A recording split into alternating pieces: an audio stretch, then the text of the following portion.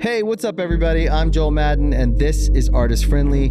On this episode, I'll be talking to tattoo artist, creative director, and one of the judges from Paramount Plus's Ink Master, which has a new season out now, Ryan Ashley.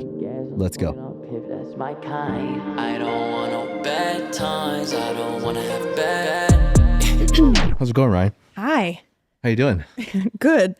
You're finally here. Finally. I know we've been talking about it for a while. I've asked you to come for the last year. I know. So I'm very happy you're here. I know. I was blowing it off for a second. Life got really wild. But you also live far away. Yeah, I do. I think I live so far out in the desert that it's kind of like a day and a half to get anywhere. Yeah. Like Laura Ingalls out there, Little House on the Prairie in the middle of nowhere. But which is cool. Yeah, it's really cool. But I'm definitely glad to be doing it. I feel like we've had so many conversations, so many important, impactful conversations that I've left feeling like, man, I wish we could have shared that with, more people that could have also benefited from that, information and exchange. So we've had so many conversations on set in between, shooting, and you have those hour or 2 hour long breaks and you're just killing time. And then, hanging around. We always go really like introspective, always the deeper meaning. That's kind of always where we always go. Always. It always leads to that. I think between all of us, everyone has something to contribute, but it's all so interesting to everyone else, right? And the conversation builds and builds and builds. And there's been so many times, in the dressing rooms when we're filming that we've had these conversations that are like moving, right? Like, remember we had that one convo, it was in the very beginning, season 14. Me, you, Nico, and Ami, one of the biggest, first conversations that we had. I remember feeling like looking at my arms and being like, oh my God, I have goosebumps. Like the hair is standing up on my arms because the energy of the conversation was so contagious, right? And I think the majority of the conversations we've had have been really deep, like really deep. And it's powerful, right? They've been deep enough that they've sat with me for a while afterwards. And I always leave Ink Master feeling like I gained some really important insight, right?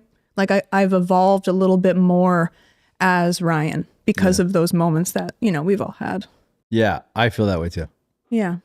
When I first met you, I only knew you in the context of the show, which is great. For me, as not a tattoo artist, I get to have a lot of fun. I was talking to DJ about this. You being a tattoo artist and an artist, and then also having won the show and going through that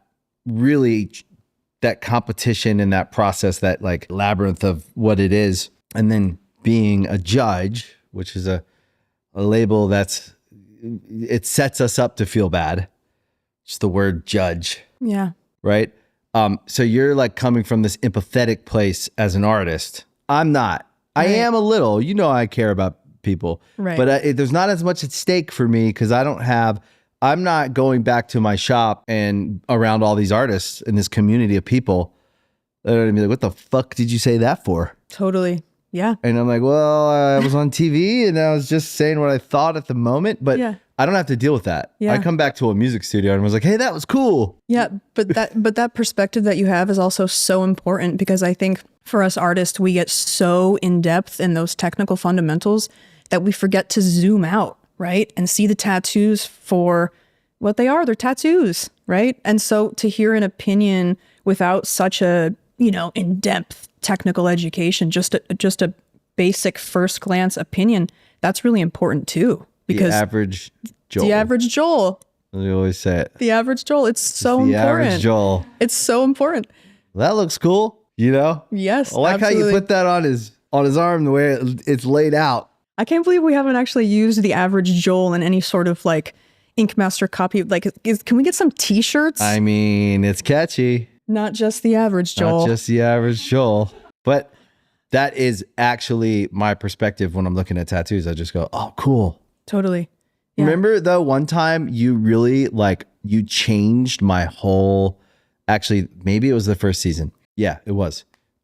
I have no idea what's coming. I'm like, I had this chip on my shoulder because I have some bad tattoos. I have like 2 legs of stuff. Not to say my left leg is actually not that bad. It's just not finished. yeah. But like the old stuff when you started getting tattooed and you're just cover me as fast as possible. I'm still doing that, to be honest. I'm still, anyway. Just cover me. Yeah. And then now tattooing has gotten so much more sophisticated and it's gotten so much more accessible. You can find artists, you can get to them, you can get tattooed, and then you have other inspiration because you're on Instagram and you're like, oh, look how he did his, and you have so much more to like look at and draw from and create your idea of what you want to look like. And I had a chip on my shoulder with people who had perfect looking tattoos, and I said to you, I remember. it looks too perfect. And you said, No, that's not what you said. That's not what you said. what did I say? You were like, I hate when people have only good tattoos or something, right? Yeah, like I I was like, hate I when hate people it. have. I hate. And I meant it. I know you did. And you were like, ooh, sounds like someone's jealous. Yeah, I absolutely remember that because I have the same feeling. And you know who we were looking at? We were looking at Angel Rose because Angel Rose has the most perfect throat tattoo and everything is symmetrical and done really well. It's like a vision of beautiful, perfection. beautiful layout. And you know, she was standing there, and you were like, "Man, those tattoos are so good." You know what I hate? I hate when people have only good tattoos. And when you said it, I was like, I registered what that emotion was because I felt it before too, and it's jealousy. It's jealousy. And you said that to me. You said, oh, and you were nice about it. You said, sounds like someone's a little jealous. And I was true. like, my God. you're right. Like we just identified what that emotion is that I'm feeling. Where else am I doing this in my life? Yeah. But I was like, whoa, you're right. And it changed how I see those super clean bodysuits of like well-planned, perfect tattoos. Now I am jealous and I give them the props they deserve. Well, you have to be real with yourself too, because are you the type of person that's willing to commit to years of scheduled tattoo appointments and paying all that money and treating it like a, you know what I mean? To get those beautiful, symmetrical, perfect bodysuits, it's a commitment. I'm not that person.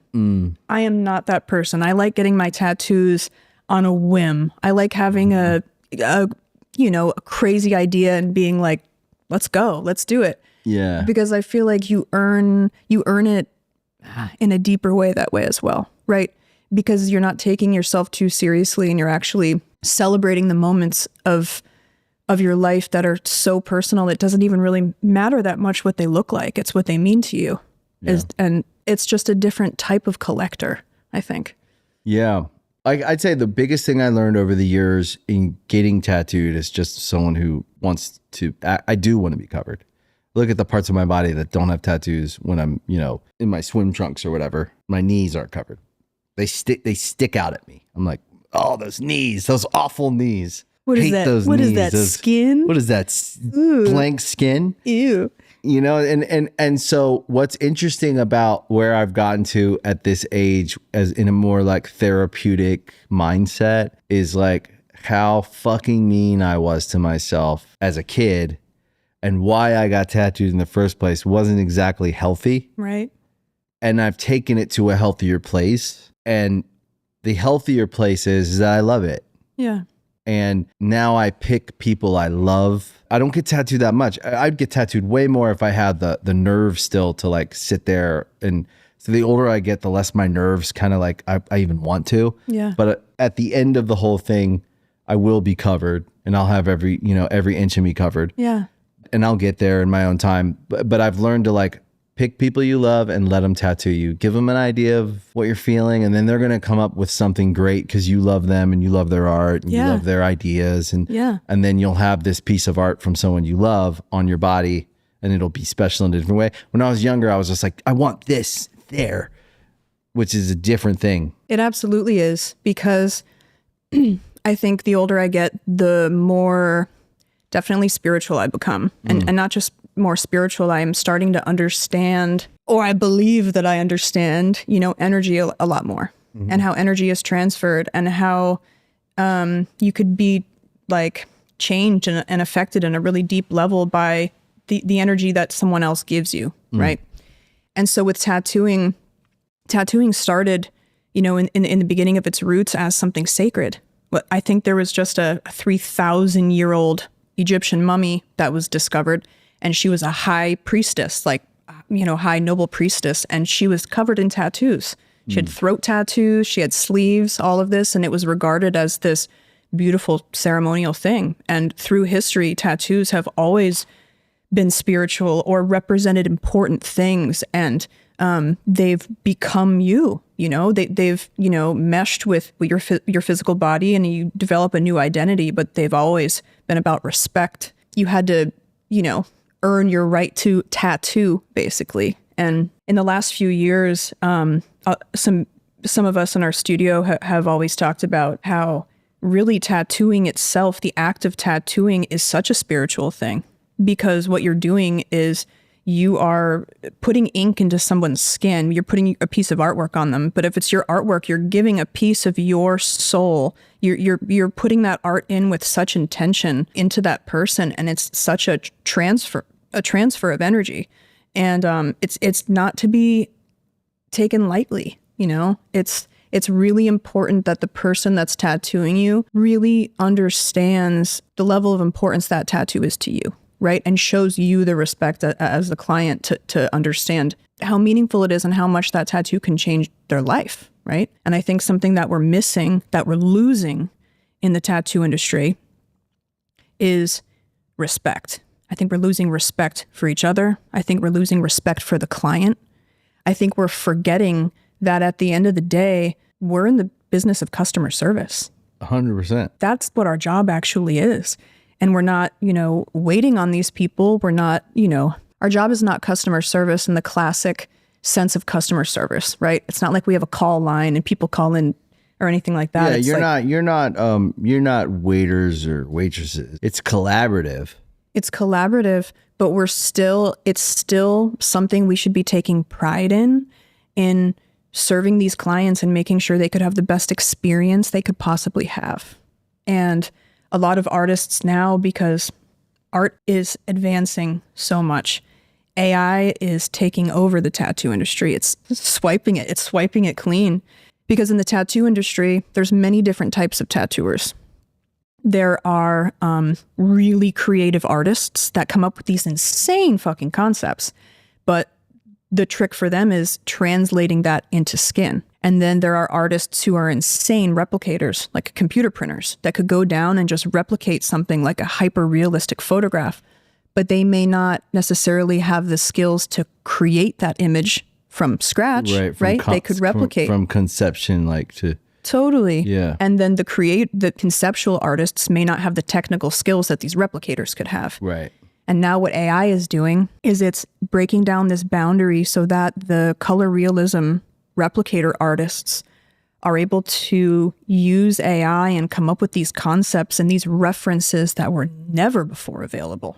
Yeah, so fast. So instantly. Right. Literally, it's instant. And so now the art that's coming out of the industry is, it's mind-blowing. It's beyond the level I ever actually thought it was going to be at, to be honest. And especially in the last year since AI has taken over, I can't believe some of the stuff that's happening in tattooing. But in that, it loses its soul a little bit. It does. Because we're taking all these beautiful concepts that these artists can imagine and we're having AI render it for us, right? But for me as an artist, part of the beauty of art is having the idea in your mind and trying to translate that into the physical form, right? Into this reality. And artists are no longer doing that. And I think art happens when your hand tries to create what you see in your mind. And it's that translation that you have all the happy accidents and the little mistakes and the painting starts to take its own form. And for me, sometimes when I paint, it almost starts to tell me what it is. And so... That's the magic. We're losing the magic. Yeah. We're losing the magic. The lightning in a bottle when you get it right. Yeah. It's in music too. Yeah. If you listen to the Top 100 or New Music Friday or those, I don't know the number yet. They'll have it soon. But a percentage of those songs are actually AI generated in some part of their process. Right. So even if it started in AI and then they took it and finished it, that's where most of the AI generated music that people aren't telling you that they used AI. Yeah. But you can kind of, there's a feeling that's hard to explain because there's like a soullessness to, like I told you, we're making a new Good Charlotte album. Yes. And the magic of it is that we're beating our heads against the wall to get to the song we think that's good enough. And it's all coming from in us. Yeah. And there's nothing about the process that's automatic. It's very hard and draining, and you leave feeling frustrated or tired or a little hopeless sometimes, but then you break through. And that's the magic when you get it and you get this song and you're like, I fucking love this song. And I don't care what anyone thinks. I don't care if anyone hears it. I just like this song and I want to keep it. Yeah. This is my song. And that's when you know you have a song. Yeah. And then you can record it and put it out, but it's my song. Yes. And that's how I got to feel about every song that I put out for myself. Anytime I didn't feel that way, I put the wrong song out. And look, I can live with my mistakes and they make me, and I can go like, I remember that era. That's why I did that, because I was lost in the sauce for a minute there on that or whatever. But like, then you get back to the truth. Yeah. However dumb that song may be or little or simple or whatever, it's mine. Yeah. And it's my baby. Do you feel like as an artist, how you find that song or how you hit it and how you know when you feel it, that it's done or that it's it, right? It's an innate feeling inside, but you have to get your mind into that zone, right? Into the zone. And any type of art that you do or project or creation or whatever, you have to be able to tap into that in your mind and really hit that level in your consciousness, basically, where you're able to tap into something greater. And it's a different place. It's not like, I think that's why being an artist in any capacity as a job is really hard. It's hard, yeah. Because you can't just create on demand. No. You can't just be like, hey, go. Let me see a blah, blah, blah. Because that's not, art isn't supposed to happen that way. It's not. It's like saying to somebody like, hey, enter a super deep meditation right now. You can't do it because getting into that zone, for me at least, is like a really deep meditation. I have to really let go of everything else in my mind enough to be able to hit the capacity to be able to just watch my hand do what it does, almost. And with all of this, AI and digital stuff and all of these shortcuts, I think they're just shortcuts. I don't think we're actually tapping into that zone as much as we could. Like, it's almost like going to sleep, but never hitting REM. Yeah. Never really resting. Yeah, totally. But in art, it's almost like we're never really fulfilling our greatest potential unless we hit that zone. And the more we use all of this digital bullshit, the less we're going to hit that zone. A friend of mine said to me, I was thinking about this because we were talking about, I think I said something like, yeah, it's been it'll be 7 years since we've made a record. So kind of a long time for average artists. Is like every 2 or 3 years they put out a record. And part of me feels bad about that and frustrated about that. Yeah. And then she said, the carrot grows underground. Yeah. So the 7 years it took for this to come was if you love it and you knew it was time, and then you went in and then you listened to your instincts and you waited and you waited and you waited, and then you were like, now it's time. Mm-hmm. I think I'm ready. Yeah. And then we went in and we started working on these songs. And we're like, we're fucking right. We're in the zone. I'm fucking having so much fun. Yeah. And I'm making something that I care deeply about. That's the feeling I have to have. I have to care deeply about every detail. That's when I should be making a record. If I don't care, I should not be there. I absolutely agree. So if it took 7 years or 10 years for that to grow, to swell up to the ground, to come out, then that's how long it took. Yeah. And it was worthwhile to wait. Yeah. I mean, your personal evolution takes time, right? Yeah. And I feel like you have to allow yourself those cocoon phases for true evolution. You can't be the same person that you've always been and just continue that year after year. You want yourself to evolve. You want to allow yourself these little hibernation periods in different areas to explore different avenues of yourself.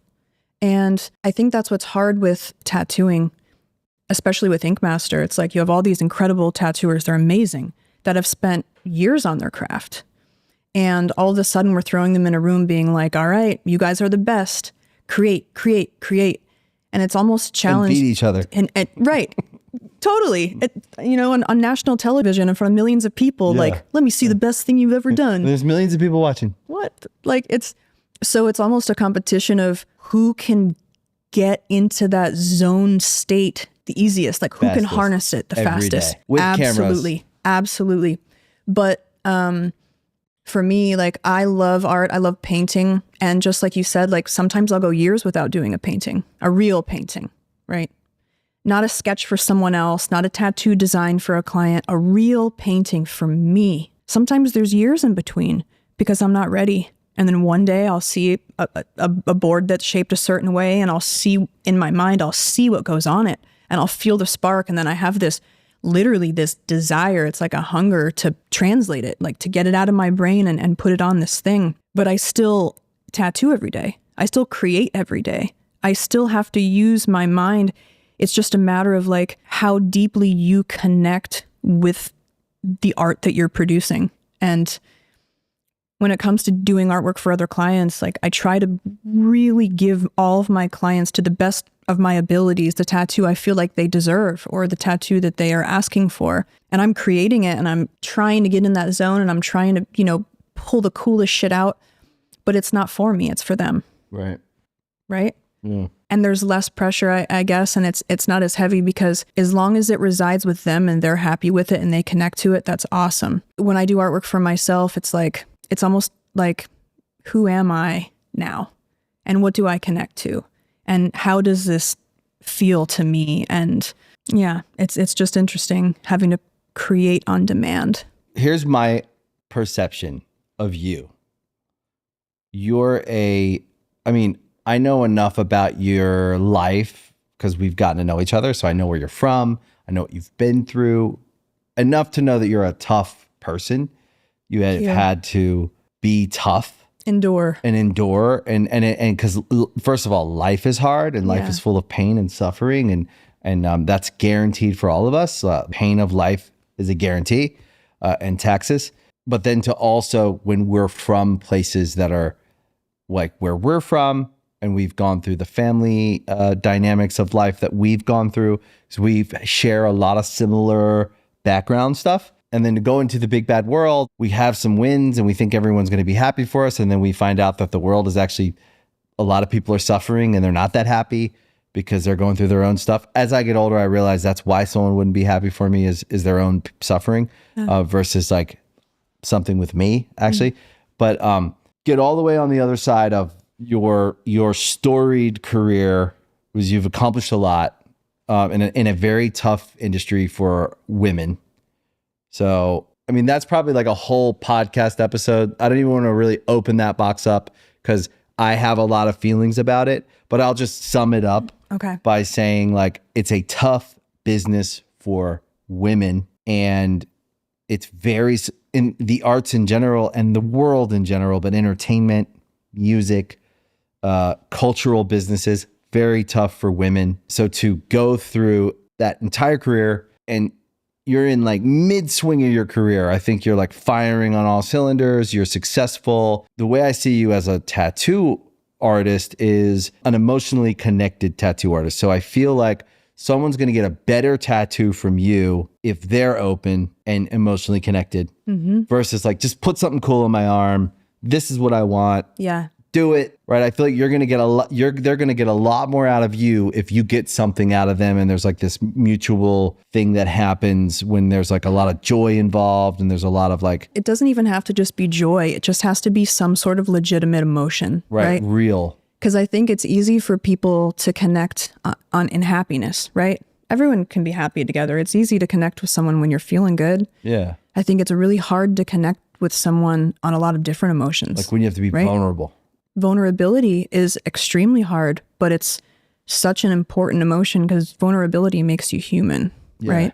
Or grief or sadness or any of those other things. And when two people are able to connect and understand and share a feeling, not necessarily that feeling, but share the understanding of what that feeling is like, I think that's where true connection happens, right? Because a lot of the time for me, in not a negative way, but I think happiness is cheap, right? I could have fun with anybody. I could shoot the shit with anybody. I could hang out with anybody. I love people. I love love, you know, but I think I really respect and admire and covet the people that are able to connect on those harder emotions, you know? There's been some moments in my life, like if you said to me, like, name one of the most impactful, most powerful moments in your life that you really felt moved for real. Name one. Right? Every single time I have done a mastectomy tattoo, scar cover-up tattoo, has been impactful. But the first one I ever did, it was at the end of it. And she, we talked through the whole tattoo and we shared and we cried together and I'm not saying this happens at every tattoo appointment, but this one really hits close to home for me.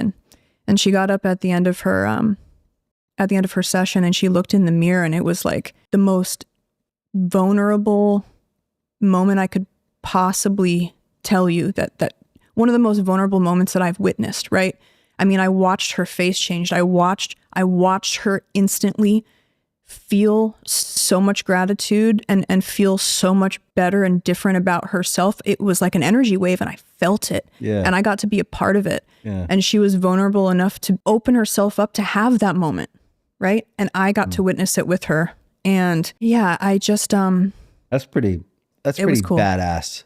It was cool. Have that moment with someone. It's so personal. It's so personal, and it felt like an honor for me that such an intimate moment would be shared with me, right? Could be shared with me. We're like two people coming together to get this one thing done, and we both felt gratitude in the end. And it was fucking real. It was real. And I think the older I get, the more I realize that the respect that I have for how powerful tattoos are continuously grows. The respect I have for tattooing grows exponentially every day. I feel the same way. Every day. I mean, just becoming closer and closer to the world of tattooing has made me a much more thoughtful judge of what it all is. Mm-hmm. In the same way, music, I used to be a lot harsher of a critic until I started working on this side and helping bands develop and helping them go after their dream and seeing some fail, seeing people go through the hardship of what it means. I don't know how we have success in this business. I know we try. We try and we try and we try again. But it sobers you up from your snap judgments of people and things. And I know on Ink Master, we have to judge in the moment. And there's a fun aspect to that. And there's a game. The competition of it all is exciting and all that. But like as a whole, I think you forget how important art is, but then tattooing in particular, I know what it gave me. I feel forever, I feel forever grateful that I had it at the time I needed it. I needed it so bad. And me and my brother, I remember when we were like 16 and we were like just little dorks. Okay, that's mean. That's me being mean to myself. We were like sweet kids. Dorks are cool too. Yeah, but we were like we were sweethearts. Yeah. I had been through a lot. We had just been through a war for the last 16 years. And we finally had some freedom to make decisions. Yeah. And we were like, we're going to get tattoos. And we got our first tattoo, then our second tattoo. You guys didn't get the same tattoo, did you? The first two were the same. Matching tatties? Yeah, first two. And I remember feeling better about myself for the first time ever. And think about that. Like, I don't care what anyone else says. I don't care how lame you think that is. I don't care. I needed it. And I don't know that I would be the man I am today and I would have the success I have today if those two kids didn't do something and do it fast.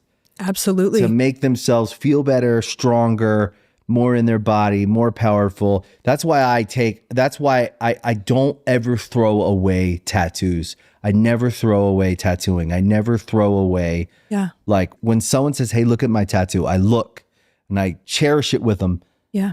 It never gets old to see someone proud of their like tattoo they got. because you know that it's a moment for you, it's a moment for that person where they became a little bit more of themselves, right? Yeah. Like every single time I get a tattoo, and I've been getting tattooed now for almost 20 years. That's crazy. Whoa. 20 years? Yeah, I'm 37. I started getting tattooed at 18. It's almost 20 years. What's mine? You were 16, right? 17 when I finally got one, so 45. We're both here counting. 17, 20, 28. 28 years, yeah. That's neat. Isn't that crazy? Crazy. But all these years later, right? Like 20 some years later, you still feel that way when you get a tattoo. To this You day. still feel that way. Never gets old. And you're like every time I get tattooed, I'm like, oh my God, I'm like so embarrassed that I was walking around for the last 37 years of my life without this. Yeah. Right? I can't believe I've been going in public without this. Those This knees. is who I am. Those knees. Those empty knees. What are those knees? Ew. Fucking hate those knees. Ugh. But that's that part of me I still got to work on. Yeah. Is like, oh, of course I'm going to get him tattooed, but that's not why. Now it's a different reason. Totally. But I remember my knees were one of the first things I got tattooed. Did they hurt? You want Did to they know what? hurt? I tattooed my own knees. Did they I hurt? tattooed my Did own they hurt? kneecaps like this. Yeah, it hurt, but I was apprenticing and no one trusted me enough. And I was like, In practice. I get it. But the first parts of my body that I got tattooed were the parts that I hated the most. And the experience that I had was that, I've always been self-conscious about my knees. I was always self-conscious about my feet for some reason. Really? Yeah, They're great feet. they're great now thanks to the tattoos on them. Foot tattoos are super cool. Totally. I just But heard they hurt a lot. they hurt a lot. But what I realized was that, I was getting these parts of my body tattooed that were my least favorite parts of my body, right? And then after I would get them tattooed, they would instantly do a 180 and become Your favorite. my favorite part of my body. And I started to love myself because I realized I was able to change. I was able to take control and change something I didn't like about myself and choose what went on it and choose what I wanted it to look like. And it made me feel so powerful, powerful. And it's just incredible what they do for people. And the coolest thing, I think about this all the time too. How many people are on the planet right now? 8 billion. Is that correct? Yeah, Right? it is. About eight and some change. So if there's, Nick can look it up. Okay, we're at 7.9 billion Okay. as of 2022. As of 2022, so it's probably 8. so if there's 8 billion people on the planet, 8 billion, statistically, there's probably a lot of similar people to you somewhere in the world, right? Yeah. Similar Doppelgangers. right? And it makes sense. But you are the only person that has ever existed with that combination of art on your skin. It makes you truly, truly, truly one of a kind.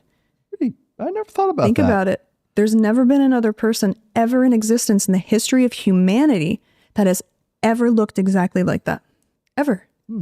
It's fucking cool. It's cool. Yeah.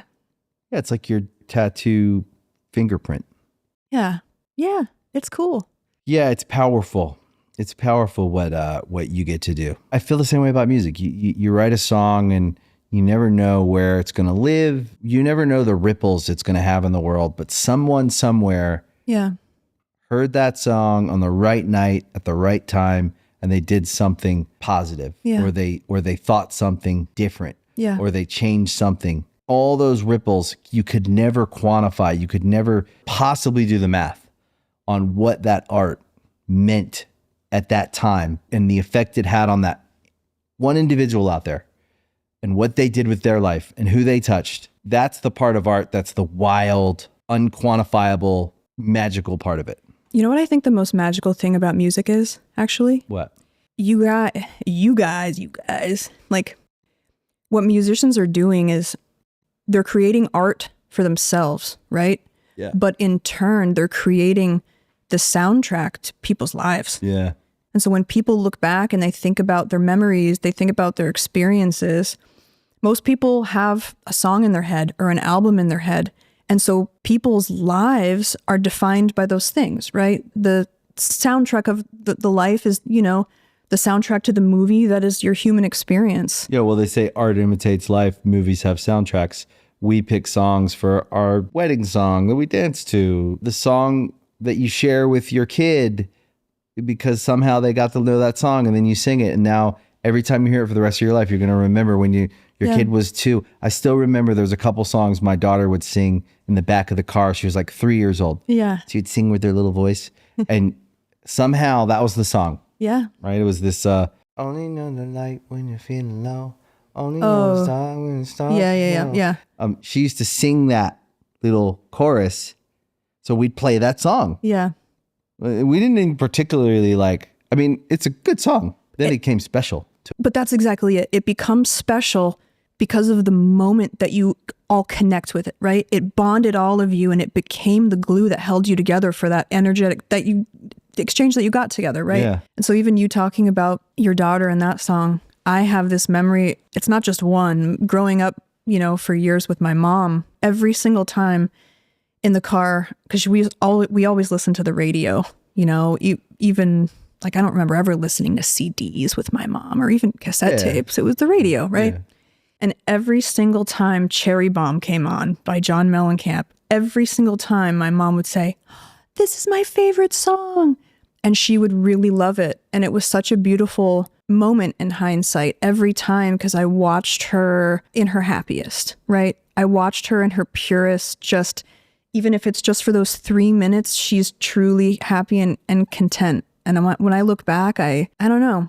It's just such a special thing. And it was that song that I think we all have that, especially if we grew up in a house with people who struggled to figure shit out. Yeah.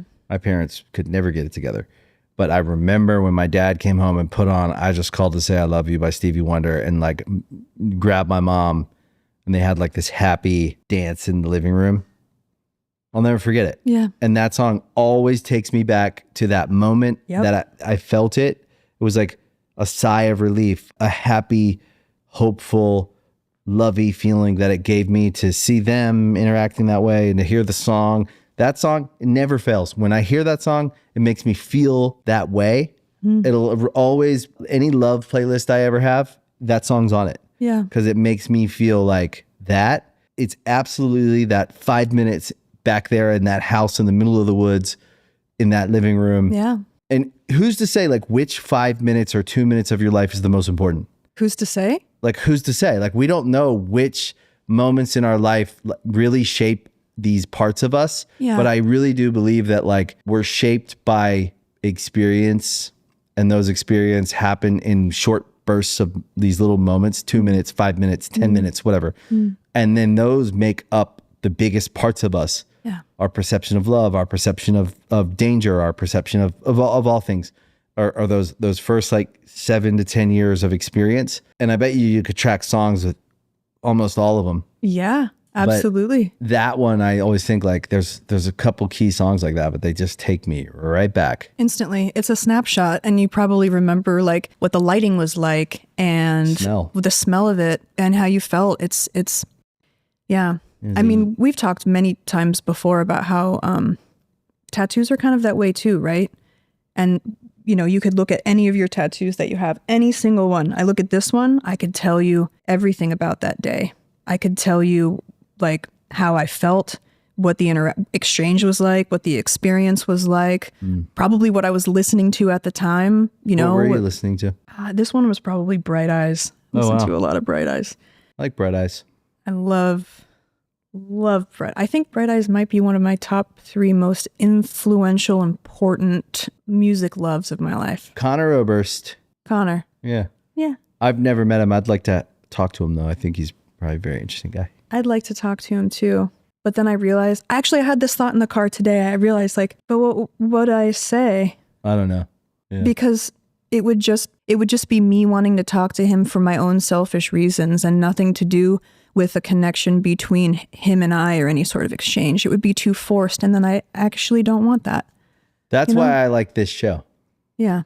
So I get to have people on and it gives me a space and time to connect with someone it's interesting because it's not every single person on this show. They all are here for different reasons. Right. So, but I'm always interested in seeing what makes this person so special? Because I know they're special and I want to find out And you always find out. You always see, like, I see why you have done what you've done. Yeah. I got to see that about you on Ink Master because I've been around you for, this will be our 3rd year. We've gotten to spend enough time that I go, oh, I know why she made it, you know? Yeah. Because it's hard. Yeah. But you find out with each person, like, oh, I see why you made it. Yeah. And it's different with everyone, obviously, but I think that one underlying factor is drive. You got to have drive. It's drive. Drive to follow whatever dream it is that you have. Like, you have to really feel it and have that ambition and prioritize that part of you that needs to make this thing happen. Yeah, I always say to my kids, you'll get what you want if you're willing to do what you have to do and be as uncomfortable as you have to be while you're doing it. And if you really want it, you'll stick it out and you'll get all the way there and you'll get it. Yeah. The only reason you give up is you somehow have negotiated with yourself that it's not worth it. Yeah. And this stuff I like because people listening are all living their lives and going through their lives and doing different things and trying to achieve their own version of happiness and success. Some, you know, if it's you're trying to be married or you're trying to build a business or get a higher position at your job or your health in fitness or your personal relationships, you know, like everybody has their own thing. Some people struggle to make friends. Right. Some people struggle to meet people and date. Some people would stop at the first fence and go, I can't step over this fence. It's too high. Yeah. In reality, it's not too high. It's just got to show up again and again and again and again. And everybody has some fence in their life that they could walk over, but for whatever reason, they've decided that it's too high, it's too hard. Yeah. And that's what I think I always have to work on is like, where am I doing that to myself? Where am I putting a block that I've decided it's impossible and the discomfort I feel looking at this fence is not worth it to get that. Right. So I think I'm at this point right now where my personal block, the block that I'm having is that I'm having a hard time figuring out what it is that I want now, right? You and I have had a few conversations about how we've come from where we've come from. You know, it's called nothing. It's super similar roots. Come from nothing. Come from nada. And, you know, we've done it. Built lives. Big lives now. Yeah. And for a long time, I always had a really black and white, straight set of goals of things that I wanted to do, right? I wanted to go to FIT. I wanted to get a job and I wanted to do all these things. I wanted a tattoo. I wanted to go on. I've always not had a long list for the next 10 years planned out, but I've always achieved everything I really wanted to achieve. And now I'm at this point where it's like everything I could have possibly imagined that I could want in my life that would fulfill me, I've achieved now, right? Not in a cocky way, in a very grateful kind of way, to the point where I think you said to me once, you were like, I've achieved everything I've really tried to achieve. I have a beautiful family. I have all this love and luck in my life. And you said everything from here on out feels like a bonus round. Yeah. Right? It does. And for me, it's like, I feel so lucky and so grateful that I've gotten to do everything and that my life is what it is. So much gratitude that I'm almost lost now a little bit because I'm almost like, this is all, even this, sitting here with you, this is bonus round. It's bonus round. I feel fucking lucky and grateful. And it's just in terms of the trajectory of what's next. I don't know. Yeah, I would say, because I totally understand. And I'd say that every person has those moments in their life where they feel it's a bit like a fog in front of us. Yeah. And it's hard to lean in any direction because I can't feel which direction I should lean in. And someone said to me in those moments, sometimes sitting in one place is actually the only thing that feels right. Yeah.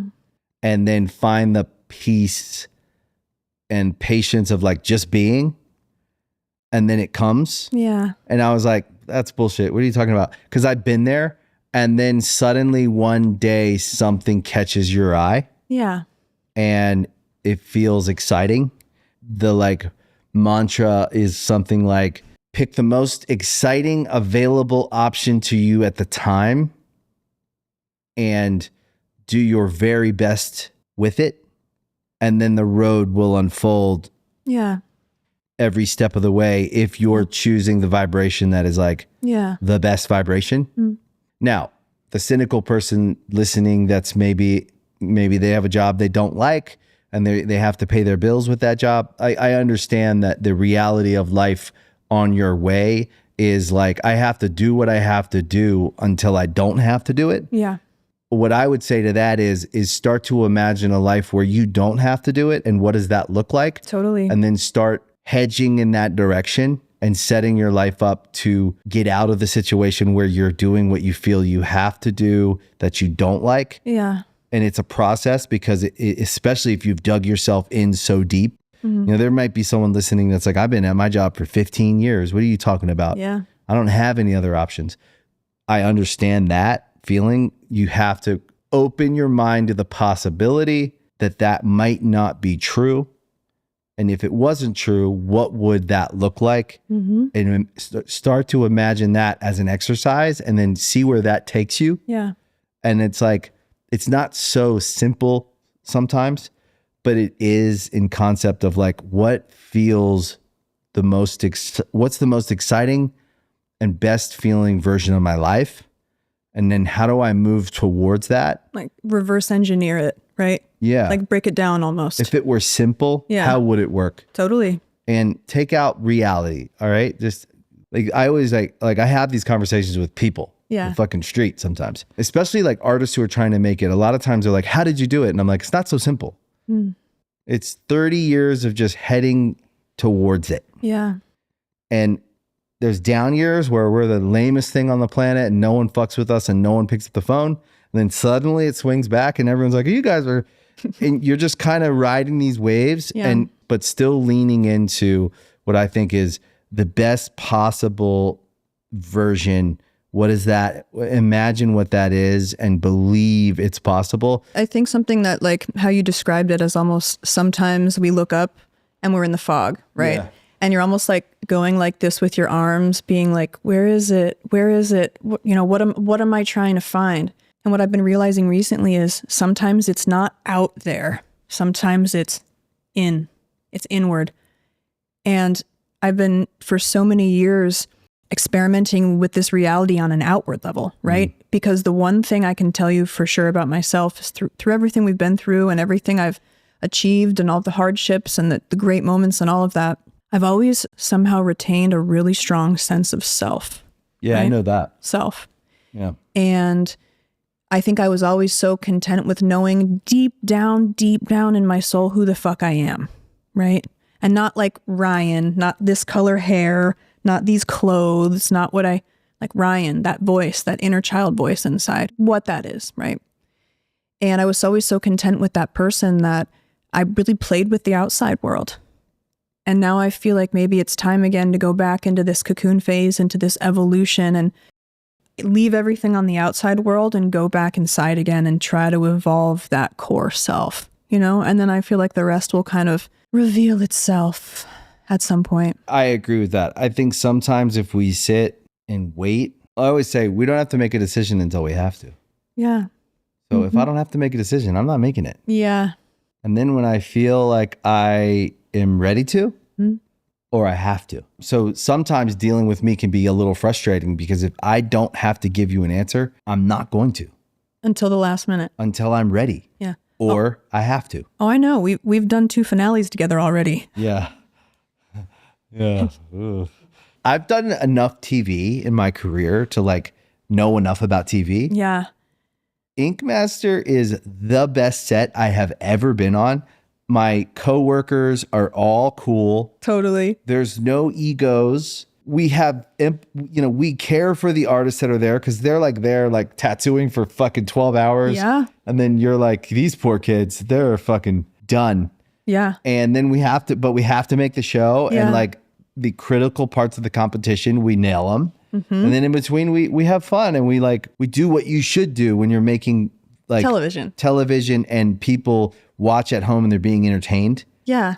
Well, the coolest thing I think about our crew at Ink Master is that we all take our jobs really seriously. 100%. We take our jobs seriously. And the rules are serious. And the rules are serious. Yeah. But it's because, for us as tattooers, it's like we get the honor of being a representation of the opinion of, tattooers all over the world. The industry. The industry. We get to be the voice of the industry. And so the respect that we have for that is monumental, right? But along with that, I think we respect it enough to know when it's time to turn it on and when it's time to turn it off and when it's time to just hang out, like just fuck around, right? And I think we try to make all of the other moments as fun as it could be. And I really do think we take advantage of them. We have really thought-provoking, insightful, moving conversations, definitely weekly. Sometimes, for a few days in a row, we'll have this ball rolling of this cool convo and we all get so tingly and inspired. And as far as the filming Ink Master, the crew, the set, all of that, I can't tell you very many things I don't, not just like, but love. Like, it's stellar. The producers legitimately care about what's going on. Like there's been times where we've had eliminations and the producers will actually shed a tear because it's you get really invested in everyone and everything. And it's such a cool family. It's such a cool supportive dynamic. Yeah. Are you excited for this 16th season? I think for me, one of the hardest things I've dealt with in the last few years is the career mom balance. Yeah, that's hard. It's really hard. I always wonder how you do it. Same. You and me both. Yeah, there's no manual really. It's just a daily thing because the way I love my art, the way many artists love their art, it's all encompassing. Yeah. Before I had my son, Atheus, I was an artist and that's how I define myself for real. It's how my brain works. I wake up in the morning and I desperately want to continue this piece. I think about it all day. I see it in my head as I'm going to sleep. It's consuming. It's like all you can think about. All you can think about. Yeah. And as an artist, I've always been that way. Same with making a record. Absolutely. It's consuming. It's invasive almost. And then having Atheus, my son, changed everything. For a while, it was like I couldn't even create art because it was such a new experience. It was also a very all-encompassing experience bringing a child into the world. And I've been struggling with the balance of it because it's not like I could check out for 3 days and stay up late smoking cigarettes and paint till 4 a.m. and sleep. And that's how I created art. I'd stay up all night by myself, get in the zone, and that's no longer a possibility for my life now. Right. And so whenever we've gone to film Ink Master, in the past, I have had to leave Atheus for the duration of the filming, which is a long time. Crazy. And you've seen me go through like little panic moments, little like anxiety moments and everything. And because I just my brain can't wrap my head around not being with him. But then I had other moments of freedom where I know Atheus is at home. He's safe. He's sound. He's taken care of. Now I'm going to make the most of this for my family and everything. And I'm going to kick ass and I'm going to get into this. And now this year, this is the first year Atheus is coming to set. That's cool. It's cool. It's cool. And I'm so relieved and so happy, but it's my worlds colliding. It's my two different worlds, my two separate worlds colliding now. Right? Yeah. How does that make you feel? I'm excited.